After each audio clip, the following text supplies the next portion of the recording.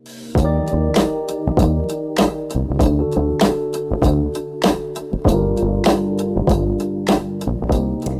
right. Well, All welcome right, hello. everybody to the Oxytocin effect. This is our first Welcome. episode. Welcome. We're so excited to be here. So, Yeah. I guess I'll introduce myself first, kind of give you guys a little intro.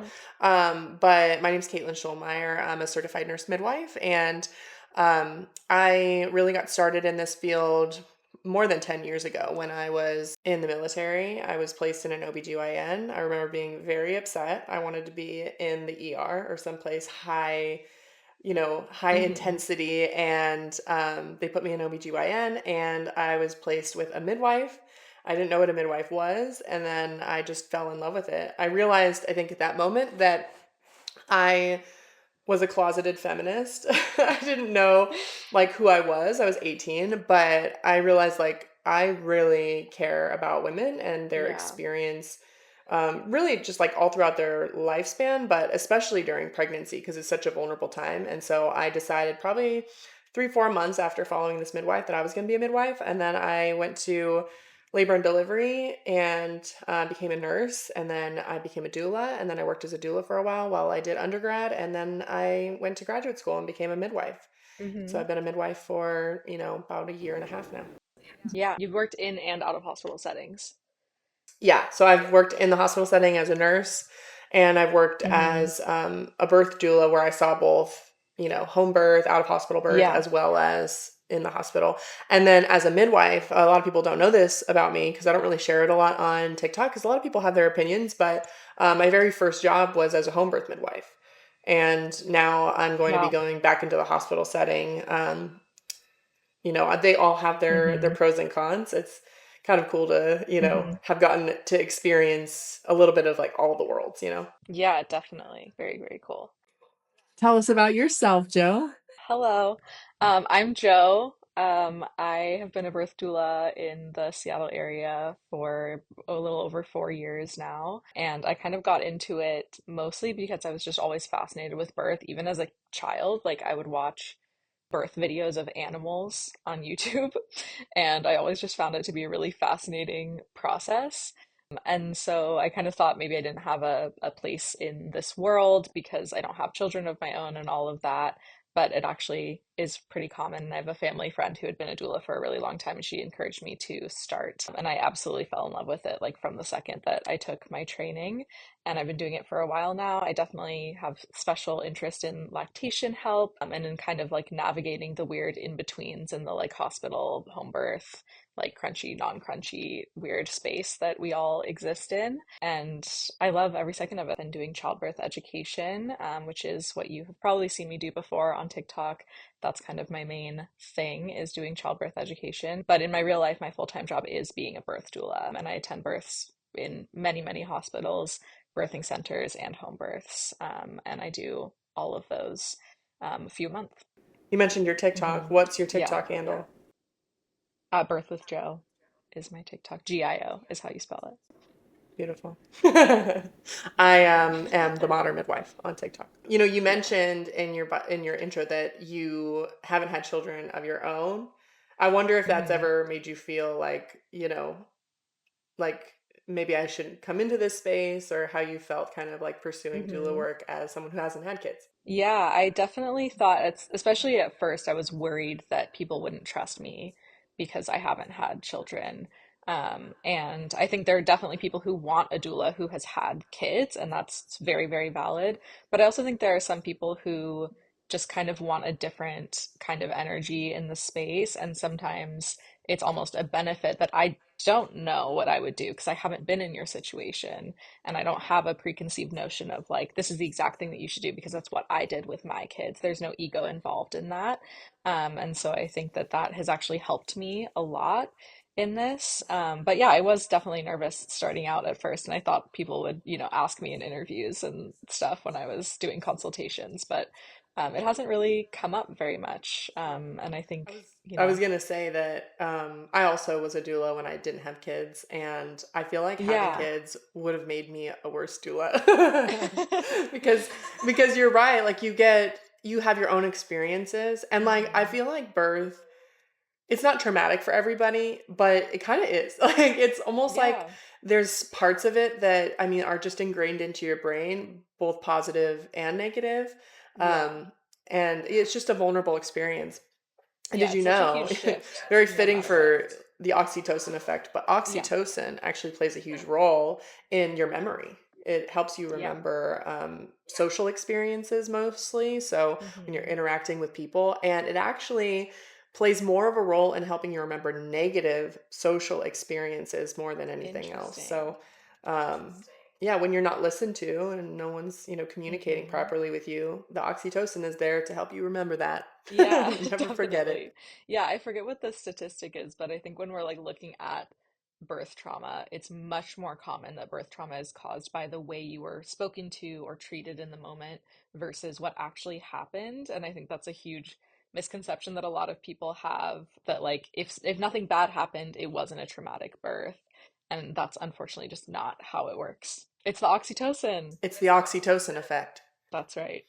But yeah, like I do feel like, after having kids myself, like I have my own feelings about, cesarean birth that I had to check at the door a little bit as Hmm. a midwife because like my recovery was really rough and I see Yeah. patients who did not have a hard recovery and it Hmm. wasn't as painful as it was for me, and so I have to remember that like that was my Yes. experience, but everybody's experience is a little different. Hmm. But it is hard, if not maybe even impossible, to like fully leave those biases behind when you're dealing with people in maternal Definitely. health setting.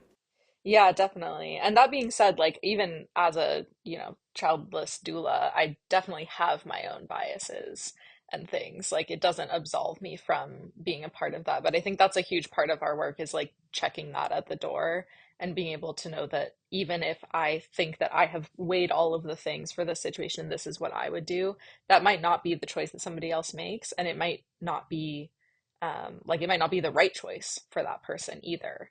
And so we have to kind of navigate the weird waters of feeling like you have an answer, but it's not the right answer for everyone. Yeah, exactly. Well, we're going to play a game. It's going to Woohoo. be our birth version of Smash or Pass. Smash or So I'm pass. going to give you a scenario, Joe, and you're going to let Hmm. me know if it's a smash or if it's a pass. Lovely. Okay, so laboring at home with a client Okay. until 8, 9 centimeters, like that's your goal, is to like not go to the hospital until you think she's probably around like 8 centimeters. Okay, it's first baby, Okay. but we live 30 minutes from the hospital. Okay. Um, I personally would say smash mostly, depending on so many things about the labor. But I would say pass in the sense that if I am sure that this person is in transition, I want us to be in the car before we are at that point, Yeah, personally. you're trying to get them to the To the hospital at hospital. like Yes. Thank eight, you. 9 centimeters. Yeah. Yes. Or And like that is a 7, delicate, 8, delicate balance. Yeah. Yeah, yeah, yeah. So I would say for some clients, smash, but I would also say you can't bet on that because you can go from 8 to 10 way too quick. And if you're 30 minutes away from a hospital, you might be showing up pushing or near that and getting admitted to the hospital and getting your IV placed and getting your blood work done and all of that when you are in transition is not super fun. That's what Okay, I would next say. one. Okay, A birth plan that is 3 pages long. pass. Okay, tell us why. Okay, birth plans are primarily for communicating with staff. If they have to read a lot, they're not going to be paying attention to it. And you need it to be very clearly communicated what you do and don't want. And it's a really hard thing to do because people want to make a lot of concessions and a lot of like, oh, but it as long as blah blah blah, or you know, try and make staff not feel like this is the thing to do. But the reality is they need to be able to look at it and go to the word epidural and see if you are planning that or not. Go to the word nitrous and see if you are open to that or not. And a 3 page long birth plan usually is not that easy to navigate for all of the staff that's coming in and out of your room. Exactly. So you need a Hmm. binder with leaflets and like label. No, I'm just kidding. Yes, we need it It to needs be to be easily longer. Yeah. digestible. We need to be easy to kind of understand because we have to Yeah. keep in mind like our labor and delivery nurses really they shouldn't be taking care of more than two laboring patients at a time, Yeah. but that's still a lot. Like they have to do Yeah. all of your charting, especially if you're getting like continuous monitoring. Like they Yeah. are documenting that all throughout your labor, every medication that you're getting, every time that you call out, the ways that your body is changing, discharge, all that. They're Yeah. documenting all of that. Yeah, and honestly, the reality is that that's not happening in a lot of places. Like a lot of places, your nurse does have more than two people, even in active labor, even though that's not standard. That's It does not safe. happen. Yeah, I will say, well, the one caveat to this is I am pro a multi-page birth plan if we are separating it out. So if I have a client who, let's say, is having a birth center delivery, I will have a birth center birth plan for them. And then I will have a different page that is for if we transfer. And I will have a different page that's for if we end up in a C-section so that I can switch those pages out depending on what's going on. But your birth plan of if everything is going how you want it should not be more than one page. Yeah, and I mean you're throwing that page out if things change. So Exactly. no matter what, your birth plan's always less than a page long. So and Exactly. honestly, I don't think it's that hard to make, even for people who are more particular and want their birth to go a certain way. Like, I don't think it's hard to make a birth plan be a page or less because Hmm. if you take out all of the stuff that's like standard that you can kind of expect the Yes. hospital to do, um, then I think we put a lot of fluff in our birth plans, and it does make it really So a lot. much. Because you also have to remember, like, you might be handing your Yes. birth plan to your nurse when you first get to the unit, and they're gonna look over it. Even the best nurse is gonna look over it, but do you expect that person to then remember everything on there because they're not gonna have that birth plan right in front of them the whole time they're caring for you? Yeah, exactly. And I like what you say about like getting rid of the fluff on the birth plans because that's something that I see all the time on the birth plan templates. Like if you look at birth plan templates online, there will be so much like there will be 5 lines of I want to use a comb and I want to use breathing techniques and I want to use the water and these things that can totally be in your plan, but they're not things that staff needs to know at that time. Those are just things that you can do on your own while you're in labor, but they're not necessarily things that need to be on your communication device for your team. Absolutely. Okay, next one. Okay, Let's see.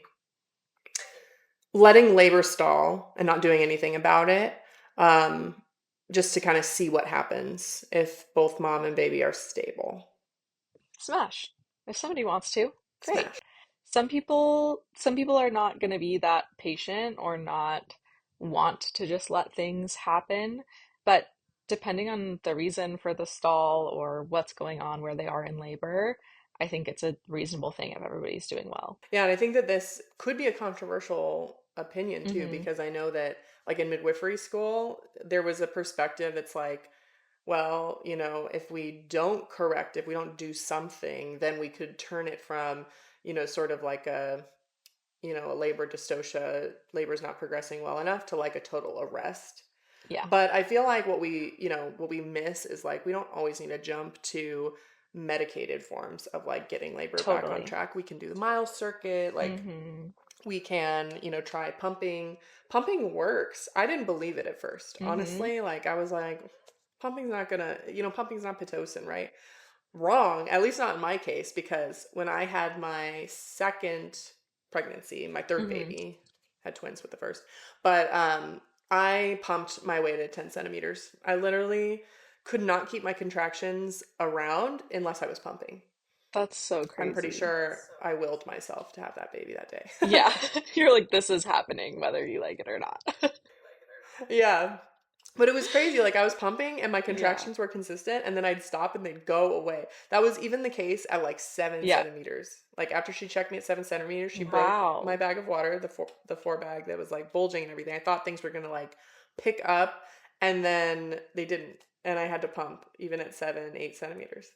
Isn't that crazy? Wow, that's fascinating. I have definitely not seen it be like that reliable, but I have definitely seen it work. And kind of same thing for I think especially when someone has an epidural, if they don't have an IUPC and you aren't seeing how intense contractions are, if someone's not making very much change, so much of the time that stall in labor is not like a hormonal thing. It's a baby in a weird position.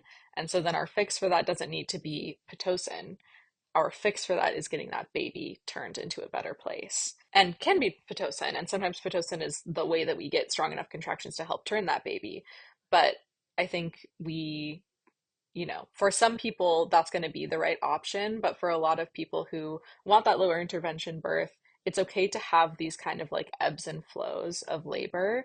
And I think as a doula, that's something that I really have learned mostly from home birth midwives is that a lot of the time, if you just let labor happen, it just will figure itself out. And for some people, that's going to be a miserable experience, and that's not going to be the right choice for them. But for some people, letting labor do what it does is really going to work out. I actually was at a birth moderately recently where my client was having like maybe an hour of pretty intense contractions, maybe like 4 minutes apart, and then they would just go away. And she'd sleep for a couple hours and they'd come back and they would go away. And they'd come back and they would go away. And it was this thing of like, should we do something? And it had been quite a while. And I was talking to her midwives and I was like, are we gonna like, what does this look like? At what point would we be doing something besides just letting her rest every time they go away? It was a third baby, also, for context, which changes things. But they said she's just going to wake up and push one of these times. And I was like, okay, yeah, right.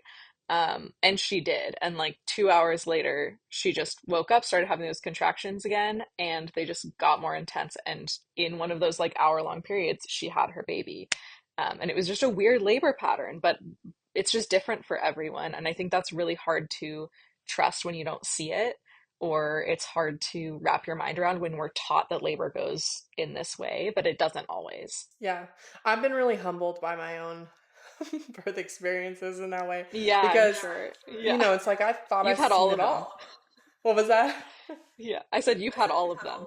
Yeah, yeah, I have. I've had a cesarean, I've had a Uh-huh. VBAC with an epidural, and then I've had Yeah. a second VBAC with no medication whatsoever, completely Hmm. unmedicated. But Yeah. On accident, but that's okay. yeah, yeah, yeah, mostly. The thing is like part of me was like, it's my third baby. I'm gonna literally Hmm. try to get the epidural at like 8, 9 centimeters. Like it, it very well could just go without it. But and also like part of me was like, maybe I should just go without it so that I can say that I've done it, so that I could have some of that street cred. You know what I mean? Because I'm a midwife, so Yeah. I'm like, my patients are gonna wonder like, why didn't you go without an epidural? But then I had to Hmm. like reflect on that and be like, okay, would I advise my patient to do it for those reasons? Like, are those good Right. reasons to do it when I Hmm. know that what I want is I want to be able to enjoy, the golden hour, focus on my baby. If I have a Yeah. postpartum hemorrhage and they have to do a uterine sweep, or, I have to be taken back to the Yep. OR, like in my mind, I'm just like, what I actually want is to be able to relax and enjoy the time with my baby without being like, Yeah. Totally. harmed or like hurt down there, like feeling all of that. Um, so I didn't. But in the back of my mind, I was like, maybe it'll happen. And honestly, it worked out really well. I told them, Hmm. don't stitch me up, don't do anything, all the painful stuff. I was like, nah, I'm fine. Even though I had a second-degree Yeah. tear, and it healed fine. Yeah. Everything was great. The body is amazing. Great. The body can do miracles. Last one. Okay. Okay, free birth client Hmm. at 23 weeks. She's in labor. We're assuming that you accepted her up until this Right. point, but Okay. Yeah. maybe Because I was she's going to maybe say she's free just birth recently client, told I'll you. cut you off. Pass. why don't we why don't But we define what a free birth is yeah, first for yeah. people who don't So know? a free birth, for anyone who doesn't know, is not the same thing as a home birth. It is a birth with no medical care around you, and that can look a little different. So some people have prenatal care, but they don't have anyone for the actual birth. But most people will have what some people call a wild pregnancy, where they don't have any medical care the whole time, don't have medical care in birth, and also just don't have any medical professionals around. So even if a midwife was like in the home just watching and didn't do anything, most people would not consider that a free birth. And so it's kind of a, subset of home birth, but it is not the same thing as what people are talking about when most people say that they had a home birth or planned a home birth. Yes. Yeah. And that's the thing is that I think most birth workers probably agree that free birth and home birth are wildly different things and they should Yeah. not be categorized together because Hmm. when you have a home birth, you have someone who is a trained medical professional. And that's the big difference in that, you Yeah. know, you can have a doula or you can have people that have seen, and that's, I mean, it's better than nothing, but like you need somebody who knows the warning signs because the thing Hmm. about home birth is like when we're there and we can, we're monitoring vitals, we're Yeah. listening to baby's heartbeat. Like it's not about correcting an emergency in the moment. It's about preventing an emergency from ever even materializing. Yeah. You transfer to the hospital if you see signs that we're going down a bad path. Right.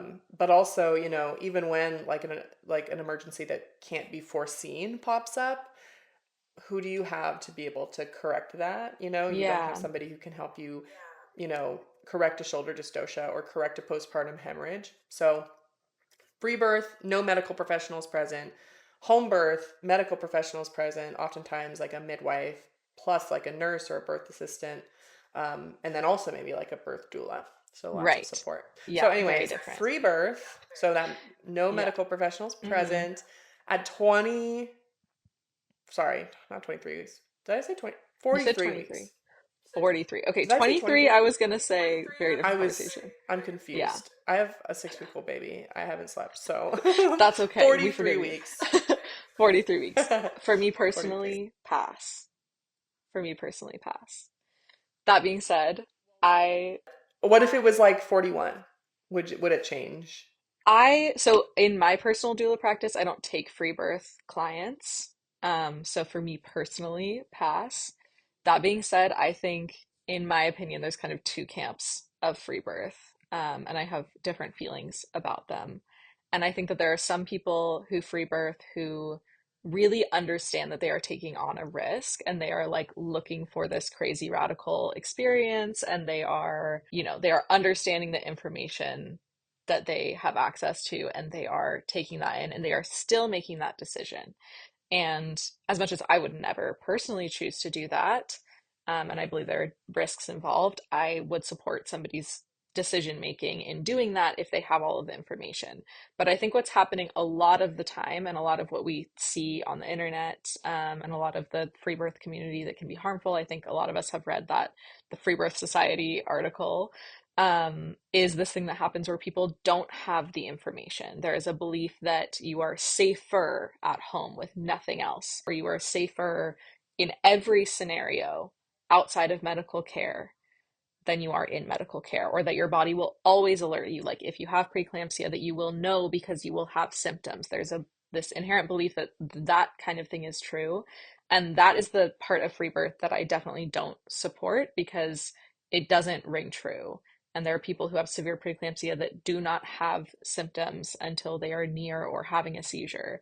And there are babies who are not doing well, and people have no idea. And the reality of that is that it will cause more bad outcomes. And you have to be willing to take on that that is the truth before you make that decision, in my opinion. Yeah, it's such a tricky balance when it comes to like honoring the autonomy of Hmm. your clients, your patients, because it's in my view, it's like you have to have all of the information, the whole picture Hmm. to really be able to make your own choice. And then you should absolutely be able to make your own choice, right? Hmm. Like there shouldn't be manipulation happening. There shouldn't be, Yeah. pressure to do it differently because everybody's risk tolerance is different, right? Because, Yeah. I hear all the time, like, what's safe, what's not safe? Like, is home birth safe? Is Yeah. going to the hospital safe? And like, that is such Right.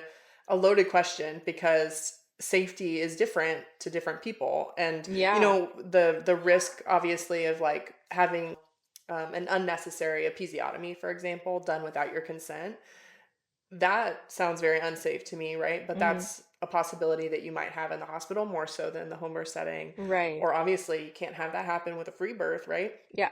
So, in some people's mind, in their viewpoint, would be like it's safer to go without a medical Hmm. provider because they can't hurt me if you see Right. medical professionals as someone who can hurt you.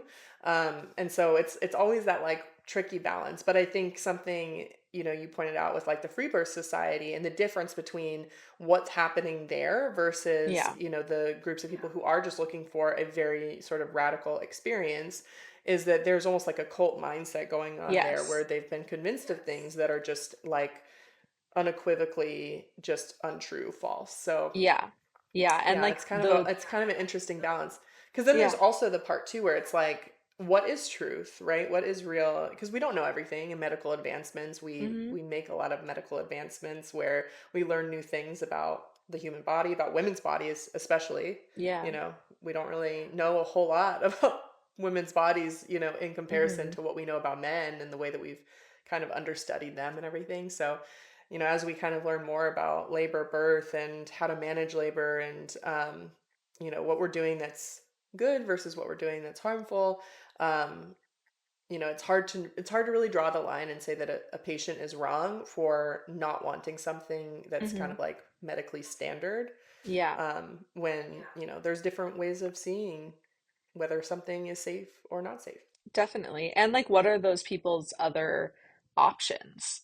Like some people don't have access to a hospital that is safe for them within, 4 hours of where they live, and maybe they have a history of fast labors. Like, there are so many interesting, weird situations that are happening all over the US and many countries where people they're not choosing between like this hospital that's right next door that's fine or great and a home birth or a free birth. They're choosing between a home birth or a free birth and a environment that feels very unsafe to them or has been very unsafe to them in the past, that doesn't have providers or nurses or whatever that are understanding and will work with them on what they want. And so it's not a true dichotomy. Hospitals, there are hospitals in this country that have a 60-70% cesarean rate, Yep. which is insane when you consider that the World Health Organization recommends that our cesarean rate be somewhere between like 12 and 15%. Hmm. So, if you're that person that's, only hospital option is that hospital and you don't have the money for a home birth because your insurance won't cover it, then I could also see why people might choose free birth as an Right. alternative to that. Not Right. that that's good. That's Right. a flawed system. If somebody who desires a Yes. hospital birth cannot afford the like more safe alternative of a home birth and ends up having to kind of opt for a free birth because in their mind that's safer than the Hmm. hospital that has that 70% cesarean rate. Exactly. Yeah, and kind of as you said, like that's the hard part of that, is that that is not a good situation for people to be put into. And I think that's kind of like the dynamic that originally connected us to each other, is that we kind of need to have that nuance in hospitals, that it's not just about like birth experience, or it's not just about, you know, these people who want these like magical deliveries, or these things that we see people roll their eyes out online, people who work in hospitals. It's actually about like making people be able to have a safe choice no matter where they go, and like making there be different midwifery options outside of the hospital, but also making transfer feel very safe to people and feel like a good option when it needs to happen, because so much of the danger that comes with birthing outside of the hospital comes from that hesitancy to transfer, or like the not having access to a midwife who is licensed or who has enough the training that you would want them to have. And so it's not as simple as people just shouldn't do XYZ. We need to make the options that people do have all approachable so that people can pick and choose between two pretty good options, instead of choosing one option essentially out of fear of the other. Nuance. Yeah, True. nuance. We love it. I have some hot takes for you You have if you hot would like some, takes. or not hot takes. I have some smash or pass questions for you. Okay, yeah, I'll take a smash or pass question. Take a smash or pass question. Elective induction at 39 weeks. First baby, 0 centimeters, 50% effaced. Bishop score, low. Yeah, pass. So here's the thing Yeah. though. Like pass as in like I won't take care of that patient. No, but like if they were Yeah, me, yeah, yeah. pass Yes. because Yeah. yeah, a 39-week elective induction, the number one question I'm going to have is like, what is my bishop score? Because a bishop Hmm. score, we look at, cervical consistency, whether the cervix is soft or not, whether it's dilated at all, whether it's effaced, which has to do with kind of like the thinning of the cervix, Hmm. and all of these things kind of tell us like honestly if your cervix is going to cooperate or not. Like Yeah. I always think of the cervix, if I have to personify the cervix, it's very stubborn. She does Yeah. not like to be told what to do. No. So you try to tell the cervix like it's time to have a baby and they're not, she's not ready for that, then No. you're going to end up having a cesarean, and Hmm. or you're going to end up leaving the hospital. But most people who are already there, they're just going to Right. opt for the cesarean, Yeah. even if that was never their intention by going in for the elective induction. So, Right. when you're considering that there's no other reason to have an induction, kind of weighing it out and saying like, do I want a cesarean? And if you're okay with that, if you're open to that, then I Hmm. guess it doesn't matter as much. But if you really don't want that, then you need to be asking what your bishop score is to see if I have a high likelihood of having a successful induction, meaning that the induction results in a vaginal birth. Right. So, scores over like 6, you can look up bishop scores, on Google, and like the chart, and you can kind of see like based on, how dilated you are, how effaced you are, what's your score, and does this mean that I have a high likelihood of success? Yeah. And that sounds like a no. So I'm going to pass on that. Yeah. Yeah. I agree 90%. And I think reasonable option if you are someone who really understands what an induction entails. I think that is like my main thing about all elective inductions is that I think people are going into them way too much of the time having no idea what that's going to look like. Yeah, I 100% agree with you on that. And I mean, it comes down to the fact that we in the healthcare setting aren't communicating those things to Hmm. people. Yeah. Partially because, the visits are short, but partially because we have just become so fond of inductions. I mean, let's be honest, like they make our lives easier when we can just schedule people throughout the week, that we don't have to worry about a lot of people coming in over the weekend, Right. and making us come in from, our weekend plans or whatever. But yeah, inductions are a lot. And for especially for a first timer, you come Hmm. in, I don't think people realize, like, think about all of the connections, all of the hookups, right? Like you've got an SpO2 on your finger. You have two Yeah. cords coming off your belly, one for, measuring your contractions and their frequency, and another listening to your baby. You have an IV, coming from Hmm. you. And like it's so overstimulating, and then you're oftentimes stuck in the bed, you are being checked frequently, which is uncomfortable, and you don't have to Hmm. have a lot of these things when you aren't big induced. I think what it really comes down to is just making sure that you have all the information that you need to make the choice that feels best for you. And I think that's probably going to be one of the themes of this podcast. So for everybody who's listening, yeah, we're going to have podcast guests in the future. We're going to talk about a lot of different topics. Also, feel free to send us on TikTok your birth stories or questions that you want us to answer in future episodes, and we would love to incorporate that as well. Thanks Thank you for all for joining joining us. us. Bye. Bye.